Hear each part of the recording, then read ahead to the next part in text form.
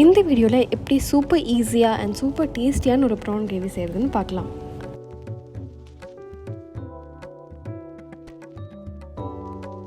இந்த ரெசிபிக்கு ஒரு பேனில் கொஞ்சமாக ஆயில் ஆட் பண்ணிக்கோங்க. ஒரு 2 to 3 tablespoon of oil add பண்ணிவிட்டு ஹீட் ஆனதுக்கப்புறம் இதோட சீரகம் சேர்த்துக்கோங்க. 1 டீஸ்பூன் சீரகமோட ஒரு க்ரீன் சில்லி, பச்சை மிளகாய் சேர்த்துக்கோங்க. இதோட கொஞ்சமாக கருவேப்பிலை. இப்போ இதை நல்லா மிக்ஸ் பண்ணிக்கோங்க.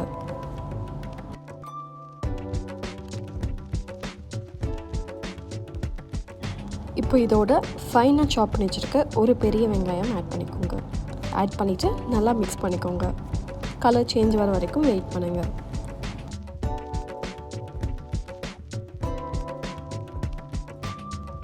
கலர் லைட்டாக சேஞ்ச் ஆனதுக்கப்புறம் இதோட 1 teaspoon ginger garlic paste add பண்ணிவிட்டு இதையும் நல்லா மிக்ஸ் பண்ணிக்கோங்க.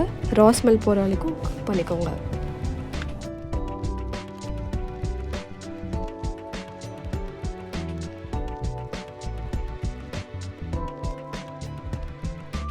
ரா ஸ்மெல் போனதுக்கப்புறம் இதோட 2 பெரிய தக்காளி நல்லா ஃபைன் சாப் பண்ணிவிட்டு இதோட ஆட் பண்ணிவிட்டு நல்லா மிக்ஸ் பண்ணிக்கோங்க.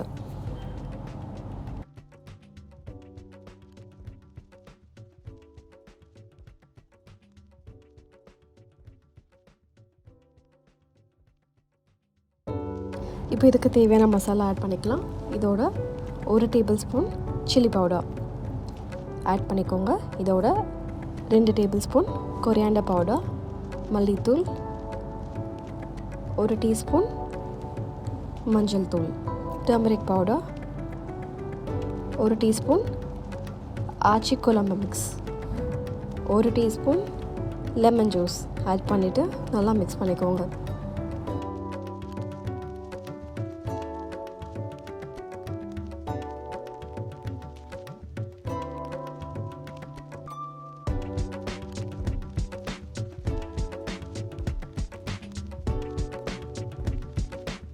இதை ஒரு 2 to 3 மினிட்ஸ் லோ ஃப்ளேம்லேயே நல்லா குக் பண்ணிக்கோங்க.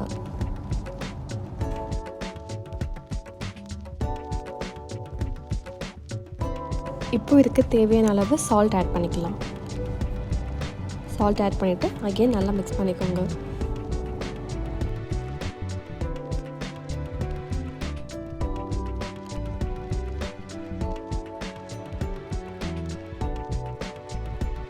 இப்போ இதெல்லாம் நல்லா குக் ஆகி மசாலா ஸ்மெல்லாம் போனதுக்கப்புறம் இதோட 300 கிராம்ஸ் டீவைன் பண்ணி க்ளீன் பண்ணி டீவைன் பண்ணி வச்சுருக்க ப்ரான் ஆட் பண்ணிக்கோங்க.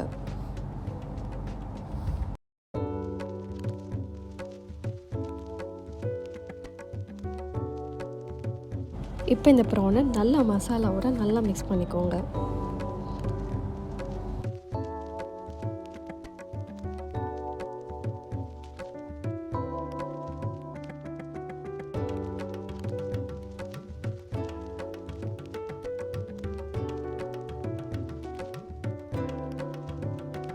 நல்லா மிக்ஸ் பண்ணிவிட்டு லிட்டை க்ளோஸ் பண்ணி ஒரு 5 to 6 மினிட்ஸ் குக் பண்ணிக்கோங்க.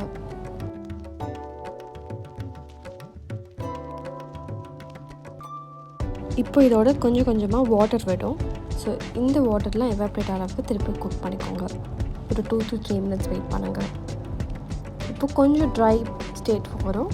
இப்போ கொஞ்சமாக வாட்டர் ஆட் பண்ணிக்கோங்க. வாட்டர் ஆட் பண்ணிவிட்டு அகெயின் நல்லா மிக்ஸ் பண்ணிவிட்டு அகெயின் ஒரு 5 மினிட்ஸ் குக் பண்ணுங்கள்.